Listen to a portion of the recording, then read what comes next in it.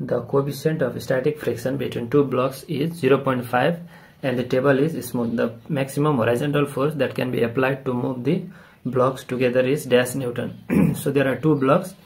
So there is rough surface between these two blocks. The rough surface is there. That's why coefficient of friction is given 0.5. Similarly, this table is smooth. Your table चाहिँ चिल्लो छ है, smooth छ. यसमा चाहिँ frictional force छैन. Friction सिर्फ यहाँ छ. ठीक छ. अनि यो चाहिँ जेईएमएन 2021 मा सोधिएको क्वेशन हो. यहाँ हेर्नु है, सम्पूर्ण नेपाली स्टुडेन्टहरु यहाँ हेर्नु कसरी सल्भ गर्नु. यसलाई चाहिँ इनर्शियल र नन इनर्शियल फ्रेम दुईटैमा सल्भ गर्न सकिन्छ. यहाँ हेर्नु. पहिला त हेरिहालौं. यहाँ चाहिँ तपाईको F फोर्स लागिरहेछ. त्यसकारण F equal to total mass कति छ? यो दुईटा बडी चाहिँ सँगसँगै यो दुईटा बडी चाहिँ के भइरहेछ त? दे आर अट्याच्ड हैन, सँगसँगै मुभ गरिरहेछ. त्यही भएर F इक्वल टु 2 + 1 3 एउटा सिंगै जस्तै भएर मुभ गरिरहेछ. हाम्रो कन्डिसन हो नि त that the two blocks move together. त्यसकारण के हुन्छ भन्दाखेरि F equal to 2 + 1 3 acceleration A राखिदियौ. ठीक छ. त A इक्वल टु के भयो त? F बाइ तपाईको F बाइ 3 आयो. ठीक छ. एक्सिलरेसन F बाइ 3 आयो.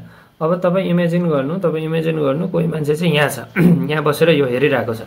यहाँ बसेर हेरिरहेको छ भने त्यो त अब जस्तै यो तपाईको ब्लक त के छ त? एक्सिलरेसन गरिरहेछ. अब यो ब्लक चाहिँ त्यहाँ बसेको छ, सेम एक्सिलरेसनमा मुभ गरिरहेको छ राइट डाइरेक्सनमा. तपाईको यो चाहिँ जहाँ बसेको छ त्यो एक्सिलरेट गरिरहेको छ भने यो चाहिँ के छ त? एक्सिलरेटेड फ्रेममा छ. अब एक्सिलरेटेड फ्रेमलाई हामी नन इनर्शियल फ्रेम भन्छौं. तब त्यहाँ के लाग्छ त? सुडो फोर्स लाग्छ. तपाईको यहाँ बसेको तपाईले ख्याल गर्नुभएको होला.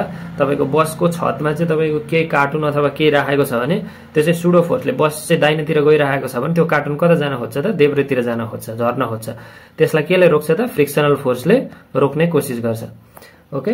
अब यहाँ हेर्नु सुडो फोर्स मैले भनिहाले यतातर्फ लागेको छ. यहाँ सुडो फोर्स यो डाइरेक्सनमा लागेको छ. यसलाई म सुडो फोर्सलाई म FP भनेर डिनोट गर्छु, सुडो फोर्स. अब यो सुडो फोर्स चाहिँ जब एक्सिलरेसन यता त बढ्दै जान्छ, यो जब यसको यो फोर्स बढ्दै जान्छ, एक्सिलरेसन पनि बढ्दै जान्छ. एक्सिलरेसन जति बढ्यो त्यति सुडो फोर्स बढ्दै जान्छ.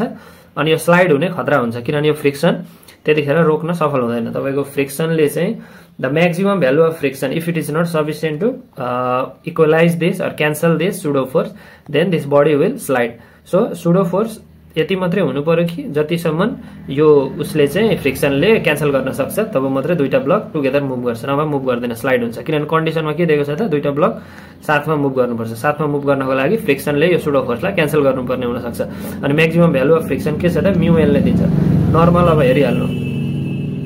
म्यु एन मा अब म्यु त दिएकै छ, अब नर्मल चाहियो हामीलाई. फ्रिक्सन तपाईको म्याक्सिमम भ्यालु अफ फ्रिक्सन तपाईको के हुन्छ त? मैक्सिमम भ्यालु अफ फ्रिक्सन म्यु एन. अब म्यु त दिएको छ, नर्मल कति हुन्छ त्यहाँ हेर्नु. अब यो 1 kg ब्लक त माथि भर्टिकलमा त मोसन गरेको छैन. There is no motion in vertical direction. It is not accelerated in vertical direction. But see here if you see if I draw free body diagram for 1 kg ब्लकलाई free body diagram बनायो भने mg त तल लागिरहेछ. mg 1g माने 10 हुन्छ. 1 * 10 10 हुन्छ. 10 Newton तल लागिरहेको छ. तर यो किन तल गइरहेको छैन त? यो 1 kg को ब्लक किन तल गइरहेको छैन? 1 kg को ब्लक किन तल गइरहेको छैन भने there should be some force in upper direction that is cancelling this 10 newton force. यसलाई केले क्यान्सल गरिरहेछ त? नर्मल रिएक्सनले. यो दुईटा सरफेस जब एक आपसमा प्रेस हुन्छ तब के हुन्छ? त्यहाँ नर्मल रिएक्सन हुन्छ. मैले पहिले भनिसके चार्ज पार्टिकल जब के हुन्छ त? यो सरफेसमा रहेको इन्टरएक्ट गर्छ तब त्यहाँ नर्मल प्रोड्युस गर्छ. नर्मल के गर्छ त? यो डाइरेक्सनमा प्रोड्युस हुन्छ towards the body, always towards the body. Tension तपाई जहिले अवे फ्रम द बडी देखाउनुहुन्छ भने normal towards the body. 1 kg को लागि नर्मल कता लागेको छ? यता लागेको छ. ठीक छ. 1 kg को लागि त्यो 10 न्यूटन नै लागेको छ किनभने यो बडी भर्टिकल्ली मुभ गरेको छैन. सो यो 10 न्यूटनलाई क्यान्सल गर्न, यो mg लाई क्यान्सल गर्नको लागि नर्मलले क्यान्सल गरिरहेछ. ठीक छ. यो यता के लाग्यो त? तपाईको नर्मल लाग्यो. यसको कारणले के भयो त? नर्मलको भ्यालु कति भयो त? 10 न्यूटन किनभने भर्टिकलले यो 1 kg मुभ गरेको छैन. त अब हामी म्याक्सिमम भ्यालु अफ फ्रिक्सन पनि निकाल्न सक्छौं. 0.5 दिएको छ म्यु को भ्यालु, यहाँ छ 0.5. अनि नर्मल कति छ त? नर्मल दिएको छ तपाईको 10 न्यूटन. त्यसैले frictional maximum value of friction जसले चाहिँ सुडो फोर्सलाई क्यान्सल गर्छ ताकि स्लाइड नहोस्. त म्याक्सिमम भ्यालु कति छ त? 5 न्यूटन छ. अब तपाईको अब यहाँ हेर्नु यो FP equal to F maximum उयो त हामीले थाहा पाइसक्यौं। अब एफपी सुडो फोर्स कसरी निकाल्ने त भन्दाखेरि FP is equal to mass into acceleration हुन्छ। यो 1 kg को लागि 1 भयो, एक्सिलरेसन के छ त F/3 छ। त m इन्टु a हुन्छ। त सुडो फोर्स केमा लाग्दैछ त 1 kg ब्लकमा लाग्दैछ। त मास कति छ त 1 छ, एक्सिलरेसन कति छ F/3 छ। त सुडो फोर्स पनि निक्ल्यो।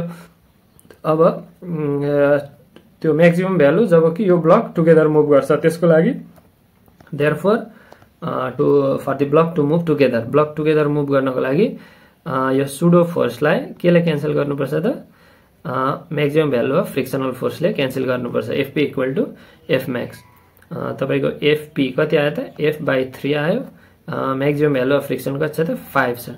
This implies F is equal to 5 into 3, that is 15 Newton is your answer. So this should be the maximum value of this applied force so that this block, these two block move together. Greater than this 15 Newton. यो 15 Newton भन्दा धेरै force छ भने चाहिँ यो दुईटा block के हुन्छ त एक आपसमा they will slide upon each other. Okay. So with the help of pseudo force concept we have solved this. So why pseudo force is necessary? Okay, that if you want to understand किन यो pseudo force चाहिँ चाहियो भनेर तपाईलाई किन यो आवश्यकता पर्यो भन्दाखेरि if you are confused then you can comment in comment section. Okay, so यो pseudo force चाहिँ तपाईको न्यूटन सेकेन्ड ल मा चाहिँ तपाईको केही एरर त्यसलाई चाहिँ pseudo force नलागिन न्यूटन सेकेन्ड ल युज गर्न सकिएन नन इनर्शियल फ्रेम को लागि। त्यसै कारणले गर्दाखेरि there is necessity of introduction of pseudo force that I'll explain in next video. Thank you. Don't forget to like, comment and subscribe PK Dai Physics for more videos.